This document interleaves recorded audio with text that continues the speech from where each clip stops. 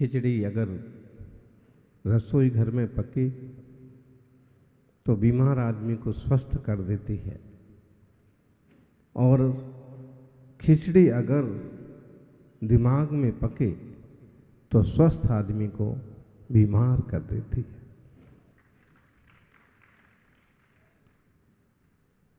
बात बहुत परिचित है, लेकिन शिक्षा कहाँ ले पाते हैं। खिचड़ी बहुत अच्छी चीज है, लोगों को बनाना आना चाहिए। खिचड़ी किस किस को बनाना आती है?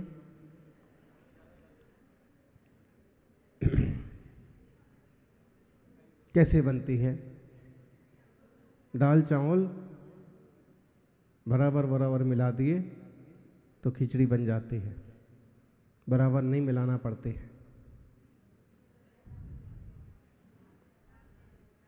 एक हिस्सा चावल, 2 हिस्सा मूंग की दाल, उसको मिलाते हैं, बराबर उबालते हैं, फिर घी डाल के खाते हैं।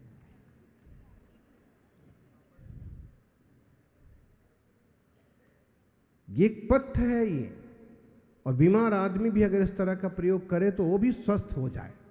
लेकिन जिह्वा के लालची लोगों से तो कुछ भी नहीं बनता। खिचड़ी अगर रसोई घर में पकती है तो बीमार आदमी भी स्वस्थ हो जाता है, लेकिन अगर खिचड़ी दिमाग में पके, चिंता, फिक्र, विकल्प, टेंशन, नीचा ऊंचा दिखाने का चक्कर, तो वो आदमी स्वस्थ भी हो तो भी बीमार हो जाता। खिचड़ी बनाइए, लेकिन दिमाग में मत बनाइए, रसोई घर में बनाइए।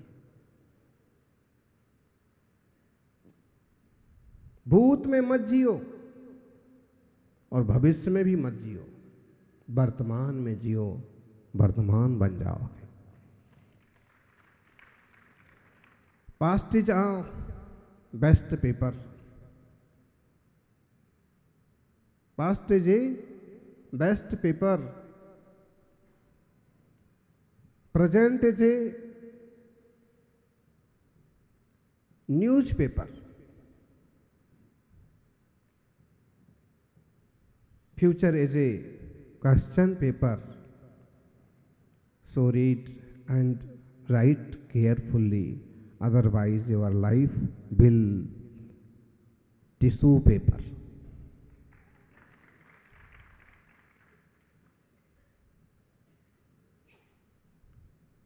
भूतकाल जो है तो वेस्ट हो गया, बेकार हो गया, निकल गया। बेस्ट पेपर है, वेस्ट पेपर है, उसका कोई और उपयोग नहीं रहा, खत्म हो गया।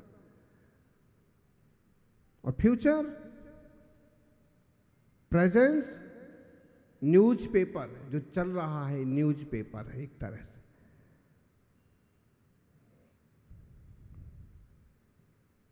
और फ्यूचर जो है वो क्वेश्चन पेपर है, उत्तर कितने सही होंगे, क्वेश्चन कैसे होंगे। इसलिए ठीक ढंग से सोचो, विचारो और ठीक ढंग से हल करो। अगर समय पर काम नहीं कर पाए तो आपकी जिंदगी टिश्यू पेपर की तरह कचरे में फेंकने के काम आएगी। टिश्यू पेपर जो होता है हाथ पोंछने वाला, यूज एंड थ्रो, बहुत बार जिंदगी यूज एंड थ्रो हो जाती है। जिनकी दिमाग में खिचड़ी पकड़ी रहती है हरदम, उनकी जिंदगी भी खिचड़ी हो जाती है। और ज्यादा टाइम तक अगर पकती रहे ना तो खिचड़ी भी जल जाती है।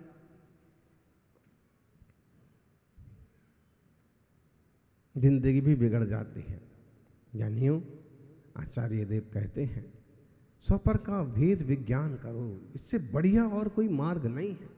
दुनिया से सारे संकट खत्म हो जाएं यदि स्वपर का भेद विज्ञान हो जाए, तत्व का ज्ञान हो जाए, स्वरूप का बोध हो जाए। ये मेरा पकड़ के रखा है, ये ऐसा करके रखूंगा, ये वैसा करके रहूंगा, ये जो फिजूल का कचरा भर रखा है ना, अगर ये निर्णय हो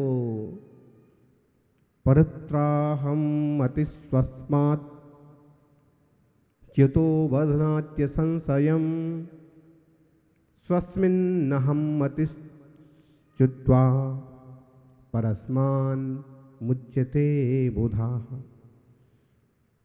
पूज्यपाद स्वामी समाधि तंत्र के 43वें श्लोक में कहते, परत्र अहम मसिश्च्युत्वा, परत्र अहम, पर में आत्मबुद्धि कर करके ये व्यक्ति अपने स्वरूप से च्युत होता है और निश्चय रूप से बंधता है, विकारों में उलझ जाएगा, कसाय में उलझ जाएगा। जब हम किसी पर पदार्थ में एकत्व करते हैं तो कसाएं पैदा होती हैं, वासनाएं पैदा होती हैं। स्वतंत्र चैतन्य तत्व के चिंतन में कोई झंझट नहीं है क्या? आप यूँ शांत बैठे हैं और अपने आत्मगुणों का विचार कर रहे हैं, ज्ञाता दृष्टा स्वभाव का चिंतन कर रहे हैं, तो कोई दिक्कत है क्या? कोई क्रोध हो रहा है क्या? कोई मान मायाचारी हो रही है क्या? नहीं। जहां कुछ भी अपना किया, ज्ञानी एक सीमा के बाद गुरुजनों के प्रति आसक्ति भी कई बार बंध का कारण बन जाती है।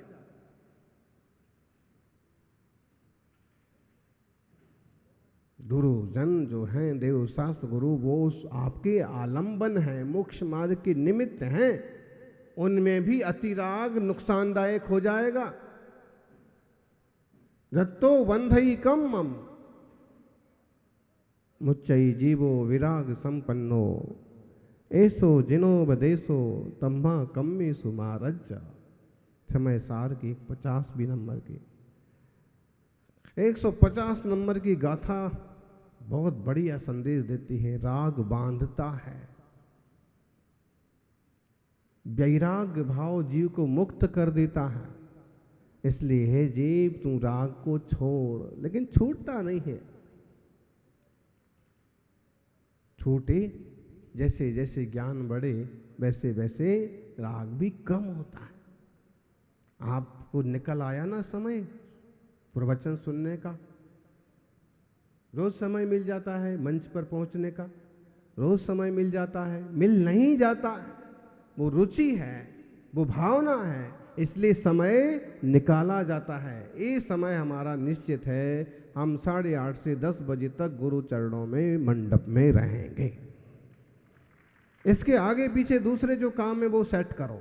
बहुत हद हो गई तो 9 बजे तक, उसके बाद तो हमें मंडप में प्रवचन चालू हो ही जाएगा, पहुंचना है। इतना राग किसी और तरफ से आपने घटाया है तो जिनवाणी सुनने का मौका मिल पाया। अगर ये भी किसी पर पदार्थ में जोड़ के रखते तो आप यहां नहीं होते। यानी परत्राहम मतिश्चित्वा, ये मैं और हूं। पर पदार्थों के प्रति आत्मबुद्धि जो है ना, अपने आत्मा की श्रद्धा से, अनुभव से च्युत हो गया। अपना अनुभव नहीं है, अपनी खबर नहीं है। अपने से गिरा हुआ व्यक्ति दुनिया की नजर में भी गिर जाता है। जब तुम खुद अपनी नजर में नहीं हो तो तुम किसी की नजर में क्या रहोगे? देखिए, आप भले ऐसा लगता हो कि जिन महाराज के ज़्यादा फोटो छपते हैं, ज़्यादा लाइट में आते हैं, वो ज़्यादा फेमस होते हैं। आप कभी अच्छे से विचार करना, जो जितने तत्व चिंतक हैं, जितने अंतर्मुख रहते हैं, वो साधक उतने ज़्यादा प्रतिष्ठित हुए। भले बाद में हुए हों, आगे पीछे हुए हों, उसी वक्त हुए हों। क्यों? क्योंकि जो अपनी इज्जत करता है, जो अपनी वैल्यू करता है, जो स्वयं के स्वरूप से च्युत नहीं है, जो स्वयं की नज़र में नहीं गिरा, वो दुनिया की नज़र में भी नहीं गिरता। जो उनको स्वयं की नज़र में वैल्यू है, हमें अपनी खबर होना चाहिए। चेतो चेतन निज में आओ,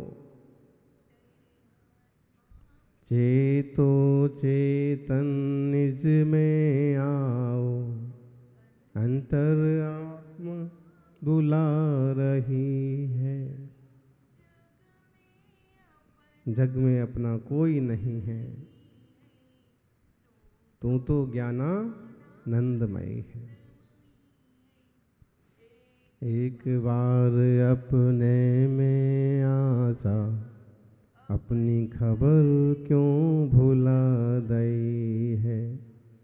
चेतो चेतन, ये शुद्धात्म स्वरूप की समझ। चेतो चेतन, निज में आओ, खुद में आओ। अपन कहते भी भैया जरा आपा में रहो, हैं? यहां भी बोलते हैं क्या? लेकिन वहां तो चलता है बुंदेलखंड तरफ, भाई थोड़ा आपा में रहो। आपा में रहो मतलब कंट्रोल में रहो। हम उसका अर्थ ऐसा करते हैं कंट्रोल में रहो, उसका सही अर्थ तो यही है, आपा में रहो। आपा मतलब अप्पा, अप्पा मतलब आत्मा। ऐसी वाणी बोलिए, बोलो। मन का आपा खोए, औरन को शीतल करे, आपहु शीतल होए। अब यहां आपा का अर्थ दूसरा हो गया। बोले वो तो आपा खो बैठे, उनने 4 गालियां दी और भाई साहब तो आपा खो बैठे। वैसे वो बहुत शांत है, लेकिन गाली सुन करके वो भी आपा खो बैठे। आपा खो बैठे मतलब क्या हुआ? क्या हुआ? आपा खो बैठे मतलब है कि आत्मा खो बैठे। आपा, अप्पा, आदा, आत्मा। आत्मा से प्राकृत में बनता है अप्पा, और अभ्रंश होकर के देसी शब्द हो गया आपा। वो आपा खो बैठे मतलब ऐसे गुस्से में आए कि उन्हें अपने आत्मा की खबर ही नहीं रही, आत्मा ही खो बैठे। वो अपना स्वभाव खो बैठे। तो ऐसी वाणी बोलिए, मन का आपा खोए। अब 2 अर्थ समझो इसके। आपा खो करके बोलो मतलब आक्रोश में मत बोलो। 2 अर्थ हो जाएंगे। आपा खोए, आपा खोए, मन का आपा खोए।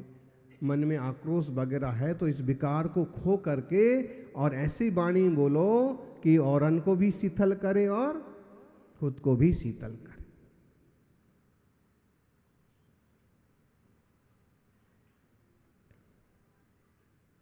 अप्पा, आत्मा को खो बैठते हैं तो सारी समस्या होती है। आत्म तत्व की समझ हो ना तो झगड़े खत्म हो जाए, भ्रष्टाचार खत्म हो जाए, बलात्कार खत्म हो जाए। तुम समझ क्या रहे हैं लोग? बस पर पदार्थ में आत्मबुद्धि करते हैं, अपने आप को भूल जाते हैं। परत्र हम मतिश्चुत्वा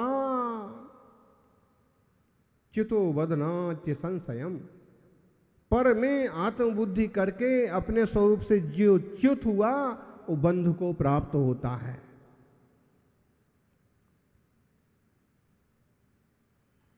स्वस्मिन् अहम् मतिश्चित्वा, और स्वस्वरूप में स्व की बुद्धि हुई, अहम बुद्धि मिट गई तो परस्मान मुच्यते बुधा, पर पदार्थों को जीव छोड़ करके स्वरूप में प्रतिष्ठित होता है।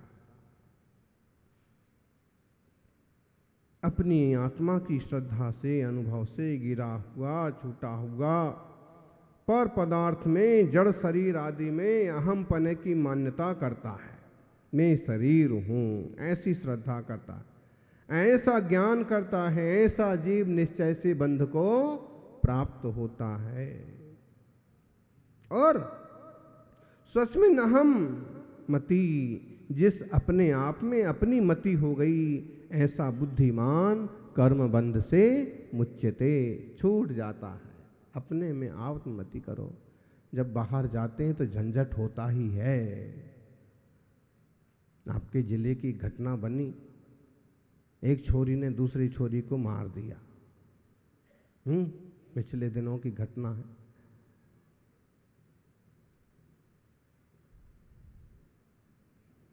क्यों मार दिया? थी बहनें काका चाचा की, बस ईर्ष्या द्वेष कलह बस मार दिया।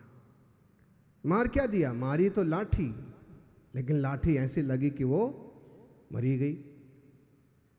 अब वहीं छोड़ करके चले गए, बात सब खुली और जेल में पहुंच गई। अब रोना रुक नहीं रहा है। कोई कुछ भी पूछता है तो यही कहते हैं, मेरे बहुत बड़ी गलती हो गई, बहुत बड़ा अपराध हो गया। कब हो गया ये अपराध?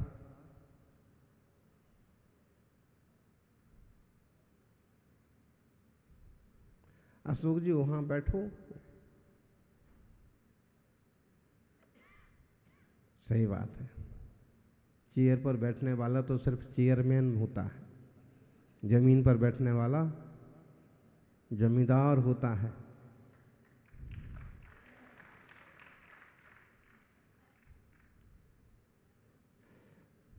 सारी जमीन जमींदार की, कहीं से भी मार्बल निकालो।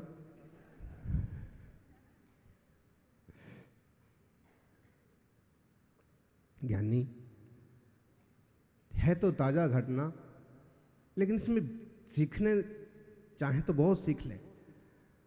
केवल आक्रोश में आके लाठी मार दी, लाठी ऐसी लगी कि मरण हो गया। मरण के बाद जो सारी बात खुली और पुलिस ने पकड़ा और जेल में बंद कर दिया। अब बंद है ना। अब कुछ कोई पूछता है तो सिर्फ वो रोती है और कहती है कि मैं तो ऐसा सोचा ही नहीं था, ऐसा हो जाएगा। लेकिन तुमने आपा खोया, स्वरूप को नहीं समझा, बाहर में गए, पर में राग द्वेष किया और बंध को प्राप्त हो गए। जेल में पहुंच गए, बंध गए। ये तो यहां की जेल है कि किसी को मारा, किसी से द्वेष किया तो जेल में पहुंच गए। लेकिन आचार्य महाराज कहते हैं कि राग के भावों की जेल द्वेष के भावों की जेल से ज़्यादा खतरनाक होती है। प्रहार करके हम द्वेष को बुरा मानते हैं, मानना चाहिए, क्योंकि उससे हिंसा जैसी चीज़ें पैदा होती। लेकिन राग भी कम खतरनाक नहीं होता है, राग में से द्वेष पैदा होता है। यत्र रागा पदम धत्रे द्वेषस तत्रेति निश्चया। जहाँ राग पांव रखता है, द्वेष भी वहाँ आ जाता है। इसलिए ज्ञानी गुरुजन जो होते हैं वो राग द्वेष से बचने का प्रयास करते हैं। कई बार तो यहाँ तक कमियां हो जाती हैं कि हम एक भगवान की मूर्ति में राग करते हैं तो दूसरे से द्वेष करने लगते हैं। कई बार हो जाता है। अगर आप समझदारी से पेश ना आए, आप प्रज्ञावान ना हो, तो गुरुजनों में भी राग द्वेष करने लग जाएं। अगर आप प्रज्ञावान ना हो तो जिनवाणी की ग्रंथों में, किताबों में भी राग द्वेष करने लग जाएं। नहीं, देवशास्त्र गुरु तो मार्गदर्शक हैं, वो हमें जो मार्ग बता रहे हैं उस मार्ग से चलें तो कल्याण होगा। तो पर पदार्थ में आत्मबुद्धि ना करें, स्वरूप में ही आत्मबुद्धि करें। और जो स्वरूप में आत्मबुद्धि करता है वह मुक्त हो जाता है, बंधता नहीं है। स्टोपदेश में बड़ा सुंदर श्लोक है, बोलो महाराज जी लोगों। बध्यते मुच्यते जीव सममो निर्ममाक्रमात् तस्मात् सर्वप्रयत्नेन निर्ममत्वं विचिन्तयेत्। बोले ज्ञानी, बध्यते मुच्यते जीवः सममो निर्ममाक्रमात्। बहुत जो समभाव मम भाव वाला है ना, ममता परिणाम वाला, ये मेरा, वो व्यक्ति बंध को प्राप्त होता है। और जो व्यक्ति संभाव वाला है वो मुक्त हो जाता है। इसलिए किसी चीज में घोर आग्रह नहीं होना चाहिए।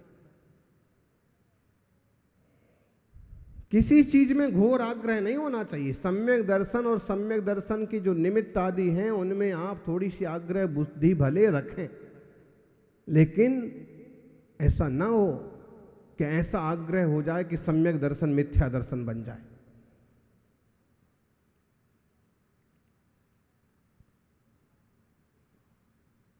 आत्मार्थियों, आचार्य देव 44वें श्लोक में समाधि तंत्र में कहते हैं कि जो दुनिया दिखती है ना,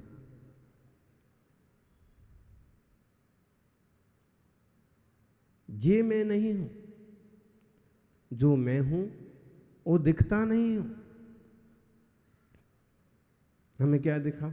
हमने इसे देख लिया, ये अशोक जी बैठे हैं, ये दूसरे अशोक जी बैठे हैं, ये पाटनी बैठे हैं, ये विनोद जी बैठे हैं, ये जो दिख रहा है ये मातृशक्ति विराजित है, ये जो दिख रहा है। और फिर इसमें भी कल्पना क्या करते हैं?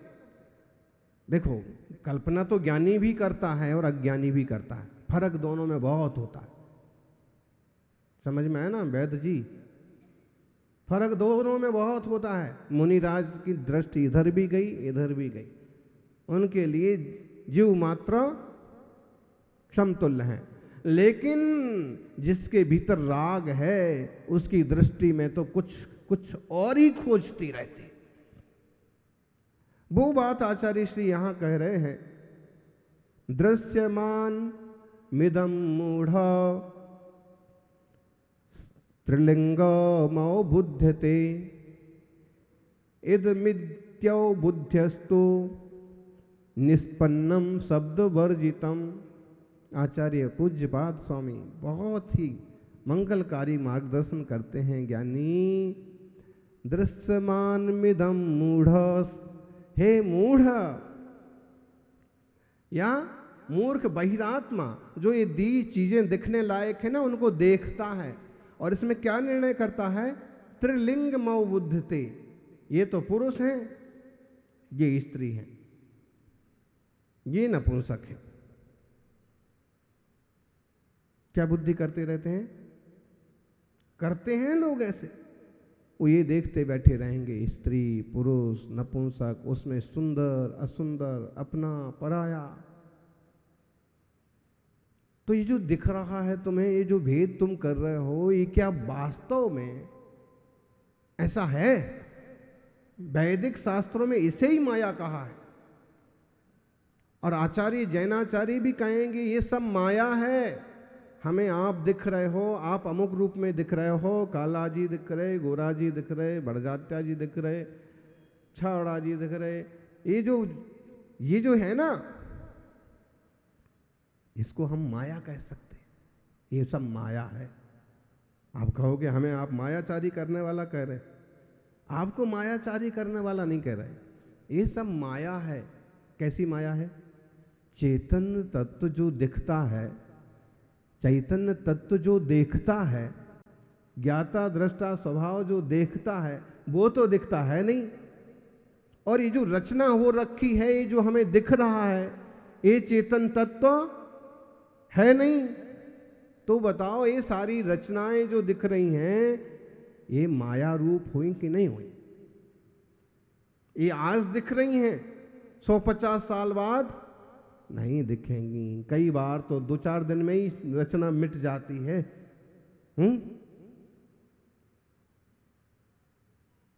वो उस दिन घटना घटी ना, वो युवक आरती में से गया, वहां एक टक्कर लगी और रचना बिगड़ गई। अब दूसरी जगह जीव चला गया, वहां मिल गया होगा उसके योग्य देवादि पर्याय में शरीर, तो हम इसको माया भी कह सकते। इसलिए तो कई बार योगी जन कहते भैया माया में मत पड़ो। अब उसमें धन भी आ गया। धन को तो बहुत लोग माया बोलते ही हैं। दुनिया मायारी पुजारी, हैं? बड़ा सुंदर वो गीत है, लोकगीत है। क्या है? हाँ, दुनिया पैसारी पुजारी, पूजा करते नर और नारी, इस टाइप से चलता है। अब देख लो, आप सब लोग उसी में तो लगे, पैसा पैसा पैसा पैसा, हाँ पैसा, ऐसा। लेकिन जिसके अंदर ज्ञान की ज्योत जगी, वो चक्रवर्ती भी हो तो भी वह माया में नहीं पड़ता। वो सादा श्रावक हो तो भी उसे इतनी समझ बनी रहती है कि स्वा स्वा और पर दृश्यमान मिदम मूढ़स त्रिलिंग मौ बुद्ध ते, दिखते हुए इन दृश्यों में, इन स्त्री पुरुष आदि में, इन सचेतन शरीरों में ये जीव कल्पना करते हैं ये स्त्री है। ये जो बलात्कार जैसी घटनाएं घट रही हैं, क्यों घट रही हैं? ये केवल इसी अज्ञान से घट रही। उसने उसको स्त्री मान लिया, और स्त्री भी मान करके किसी और की, वो तो हिसाब लगाया ही नहीं कि ये भी किसी की बहन है, किसी की बहू है, किसी की बेटी है। उन्हें तो सिर्फ विकारी भाव से एक स्त्री दिखी, और फिर खोटा कर्म किया, और फिर चाहे खुद को खोटे कर्मों से, राग से, द्वेष से, विकारी परिणामों से जेल में सड़ना पड़े। ये तो कल्पना हुई नहीं कि बंधेंगे हम। वो तो ऐसे समझ रहे थे कि हम इतने बड़े विद्यालय के प्राचार्य हैं, कॉलेज के हेडमास्टर हैं, डीन हैं, नेताजी हैं, हमारा कोई क्या कर लेगा। और खोटा काम करते वक्त सूझता भी नहीं बहुत लोगों के कि परिणाम क्या होगा। दिगंबर जैन आचार्य ऐसा बोध कराते, भैया पहले से आंखें खोल लो, ना कोई स्त्री है, ना कोई पुरुष है, ना कोई नपुंसक है, ये सब कर्मों की रचना है, ये सब एक तरह की माया है। माया के झंझट में मत उलझो।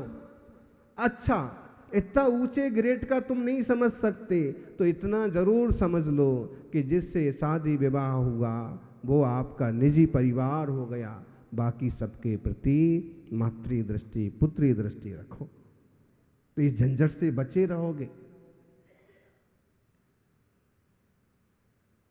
मुनिराजों की दृष्टि में तो दुनिया भर की स्त्रियां मां, बहन, बेटी के समान होती हैं।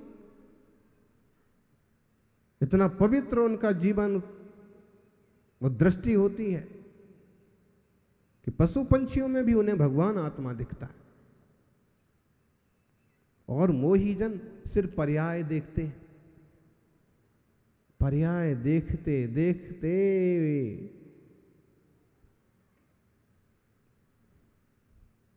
आंखें बूढ़ी हो जाती हैं, लेकिन छूटता नहीं है पर्यायों का देखना। पज्जय मूढ़ाई पर समया, केवल पर्याय दृष्टि वाला पर समय है, केवल पर्याय दृष्टि वाला पर समय है। केवल पर्याय दृष्टि मत बनाइए, पर्याय दृष्टि भी हो। जैसे ये गुरुदेव हैं, ये पर्याय दृष्टि ही है, लेकिन यहाँ निर्णय करना जरूरी है। ये गुरुदेव हैं, ये माताजी हैं, ये पिताजी हैं, ये काका जी हैं, इस ढंग से चलेगा, लोक व्यवहार में इसी ढंग से जीना पड़ेगा। लेकिन ये निश्चय रखो कि ये केवल ये नहीं है, ये चैतन्य तत्व ज्ञान घन आत्मा है। ये निर्णय होना चाहिए। ऐसी दृष्टि साफ हो जाती है कि आपको घास, पेड़ पौधों में भी भगवान आत्मा, चैतन्य आत्मा दिखता है। फिर आप चींटी पर पांव पड़ जाए ना, तो अभी दिल में एक ठेस टाइप की लगती कि यार गलती हो गई, थोड़ा देख के चलते तो चींटी नहीं मरती, थोड़ा सावधानी से बोलते तो हम सामने वाले को खराब शब्द नहीं बोलते। तो दृश्यमानम इदम मूढ़ा त्रिलिंगम अवबुद्धते, तीन लिंग रूप से देखता है ये मूढ़। इदम इति अवबुद्धस्तु निष्पन्नम शब्द वर्जितम, मैं तो यह चैतन्य आत्मा हूँ जो निष्पन्न है और शब्द से रहित है। आत्मा का कोई लिंग नहीं है। सिद्धों का कौन सा लिंग है? बोलो ज्ञानी। अशोक जी, सिद्ध भगवंतों का लिंग कौन सा है? लिंगातीत परम पुरुष। लिंग तो ये यहाँ की देन है। कोई पुरुष पर्याय रूप से जन्म गया, कोई स्त्री पर्याय रूप से जन्म गया, कोई नपुंसक रूप से जन्म गया, किसी ने मायाचरी की होगी, त्रियंच पर्याय रूप से जन्म ले लिया, किसी ने, होता ही है।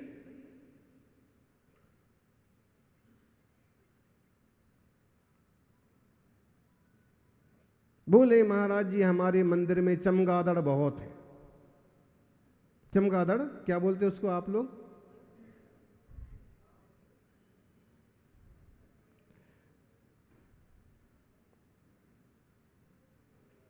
चमगादड़ बहुत है, कितने बार निकाल देते लेकिन वो निकलते नहीं है।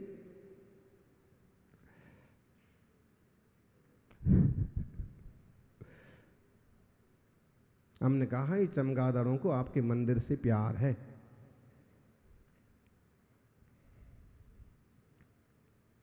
बुरा नहीं मानना, कभी कभी देवशास्त्र गुरु के सानिध्य में रहने के बाद भी छल कपट करते करते त्रियंच आयु बंध जाए तो मंदिर में ही चूहा बन जाएंगे।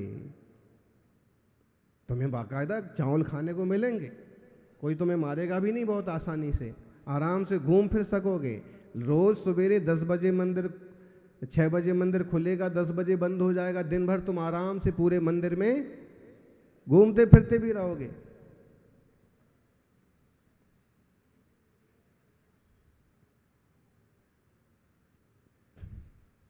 महाराज जी क्या कह रहे, चूहा बनने की बात कर रहे। महाराज जी नहीं कहेंगे ज्ञानी, माया तैर्यग योनस्य, माया रूप कभी परिणाम हो गए थे। मंदिर के पैसे से ही नाश्ता कर रहे थे, मंदिर के पैसे से ही भोजन हो रहा था। अच्छा, धर्म भक्ति भी थी, और समझ लो ऐसे ही वक्त आयु बंध गई तो क्या हुआ। बोले महाराज जी को पहले बनना पड़ेगा चूहा। महाराज जी तो मंदिर में ही रहते।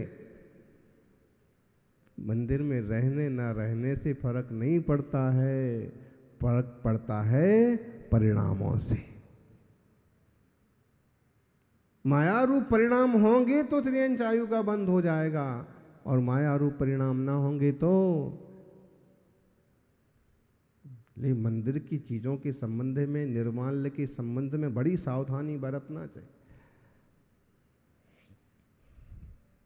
कुछ अधिकार मिल गए हैं, कोषाध्यक्ष वगैरह कुछ बन गए हैं, तो फिर रत्ती रत्ती पाई पाई का ध्यान रखो भैया।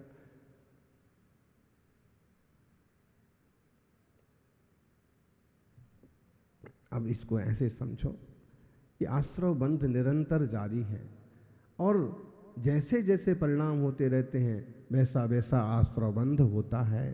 त्रियंच आयु बंध गई तो त्रियंच में जाना पड़ेगा, और देव आयु बंध गई तो देव में जाना पड़ेगा। देव पर्याय मिल जाएगी, कोई दिक्कत नहीं।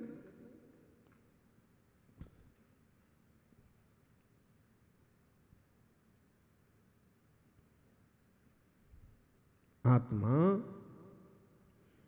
अपने ही राग, द्वेष, मोह, माया आदि विकारों के कारण से इन तरह तरह की पर्यायों में जन्म लेता है। और अगर आत्मा में आत्मबुद्धि हो गई तो आत्मा ही परमात्मा बन जाता है। ये जिनवाणी का सार है, मार्गदर्शन है। इतनी विकारी बुद्धि करते रहते लोग, राग करते रहते, स्त्रियां, महिला, सुंदर असुंदर, क्या कर रहे हैं, कितने राग द्वेष से भरे पड़े हैं। क्या परिणाम होगा, चीजें मिल जाएंगी, संसार बढ़ता जाएगा। कई वर्ष हो गए गुरु के पास रहते रहते, और कई बार अच्छे अच्छे लोग दर्शन को आते। एक दिन राजा रानियों के साथ दर्शन को आए। शिष्य ने देखा कि कितने सुंदर राजा हैं, कितनी सुंदर रानियां हैं, कितना एकदम प्रेम है आपस में। और शिष्य से रहा नहीं गया, गुरुजी अब हम भी घर जाएंगे। गुरुजी ने कहा क्या बात हुई बेटा? अरे भाई, तुम्हें अगर भिक्षा मांग के लाने में तकलीफ हो तो तुम मत जाया करो, दूसरा चला जाएगा, घर जाने की बात क्यों करते? उसने कहा ना गुरुजी, अब तो हम भी घर जाएंगे, हमें भी शादी करना है। गुरुजी ने कहा कि तू तो पहले ब्रह्मचर्य व्रत लेने की बात करता था, जिंदगी भर पालन करेंगे। उसने कहा बस जितना है उतना ही ठीक है, अब तो मैं घर जाऊंगा। और गुरुजी ने कहा क्या बात हुई? उसने कहा देखो ये राजा, ये रानियां, ये लोग कितने बढ़िया बढ़िया लोग, अच्छे से आते हैं, अपने मिलजुल के बात करते हैं, कैसा मजे का जीवन है, और हम तो यहाँ बिल्कुल उपवास कर करके सूखे जा रहे हैं। गुरुजी ने कहा कि बेटा देखो, तपस्या का मामला अलग है, ये संसारी जन है, इनने संसार का थोड़ी त्याग किया है, अपन को तो आत्म कल्याण करना है। उसने कहा ना गुरु जी, आप तो मुझे आज्ञा दे दो कि मैं जाऊं अभी। तो भाई तेरी जैसी मर्जी, फिर और क्या कर सकते हैं, हम समझा ही सकते हैं कि सही रास्ता क्या है। और वो चले गए, अपने गांव की तरफ जा रहे थे। कोई गाड़ियां पहले थी नहीं, पैदल ही जा रहे थे। और फिर देखा कि ये कुआं है, प्यास लगी थी, पानी पिया, आश्रम से जो कुछ लाए थे 2-4 वो खाया, और थकान के मारे कुएं की पाट पर ही, कुएं की पाट होती है ना, कुएं का पानी कौन कौन भरता है, किस किस ने भरना सीखा है, आप सब ने देखिए। भरना चाहिए और भरते रहना चाहिए। जो कुएं का पानी भरते रहते हैं उनके यहाँ जैसे कुएं में पानी आता रहता है, ऐसे लक्ष्मी का आगमन भी बना रहता है। अभय का पालन होता है, बिलछावनी डाली जाती है, दया का भाव होता है। और फिर शुद्ध जल होगा, आप व्रत पालन करेंगे, मुनिराज की आहारचर्या करवाएंगे। और पाठ होती है कुएं की, पाठ बोलते कुछ और बोलते हैं जी, पाठ ही बोलते हैं ना। तो वो थोड़ा सा सोचा कि सो जाएं, बढ़िया लंबा पत्थर है, अब आगे कहीं मिला ना मिला, और लेट गया। थका हुआ था, जैसे ही लेटा तो अरे उसकी तो छोड़ो, कई बार हमारे साथ भी होता है। वो भैया स्वाध्याय करते हैं रात को, वो अपना पढ़ते रहते हैं और हम बैठे बैठे कई बार तंद्रा में चले जाते। दिन भर की जब थकान परिश्रम होता है तो वो नींद आ जाती है, फट से नींद आ गई, सो गए। सोने में सपना चालू हुआ, सपने में देखते हैं कि रास्ते में, अभी आते आते रास्ते में देख लिया था एक बारात आ रही है, दूल्हा घोड़े पर बैठा है, कैसे सखी सहेलियां मजा कर रही हैं। तो उसको ऐसे ही सपना आया, बारात निकल रही है, मंडप में पहुंच गए हैं, फेरे हो गए हैं, अब बैठे हैं सब। और ऐसे ही पाठ जैसी जगह पर एक लंबी कुर्सी पर सब लोग बैठे हैं, बातचीत हो रही है, घरवाली भी पास में बैठी है। इतने में उसकी एक सहेली आ गई, उसको बैठने की जगह नहीं। उसने कहा सरको जी थोड़ा, सरको जी। सपने में इतना मस्त हो गया कि एक बार सुना तो नहीं सर का, अब ये भी नहीं बोल सकता है कि क्यों सरकूं, उसको दोनों के बीच में बिठा दो, दोनों के बीच में बैठ जाने दो। ये बिल्कुल हो नहीं सकता, अभी बखेड़ा हो जाएगा, तो सरकना तो मजबूरी है। और उसने कहा सरको जी, और जैसे वो सरका, असल में सरक गया वो। ऐसा होता है, कई सपना देखते देखते कुछ चीज आप जो है वो असल में कर डालते। मान लो कपड़ा ही फाड़ डाला है, पत्नी पूछते क्या कर रहे हो, क्या हो रहा, फिर बोलते क्या रे सपना था ये, तो ये हो। ऐसा होता है अक्सर कर, कपड़े की दुकान वाले होते हैं ना, हाँ ऐसा हुआ। रात को सेठ जी उठ और अपनी धोती पकड़ी, 1 मीटर 2 मीटर 3 मीटर बस, और घर वाले ने एक झापड़ लगाया। तो वो बोले इतना अच्छा सौदा तूने बर्बाद कर दिया।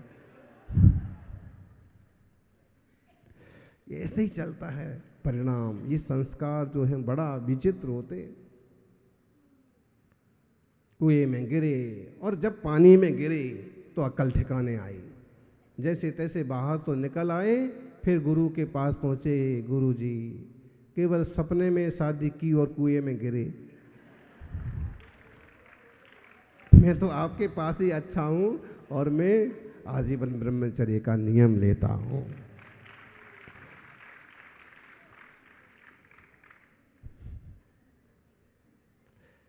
बेकार में लोग कुएं में गिरते हैं।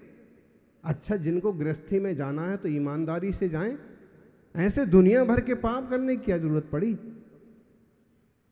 बंध से बचें, विवेक से चलें, और आप भी कुएं में गिरने से बचें। जय बोलिए 24 तीर्थंकर भगवान की।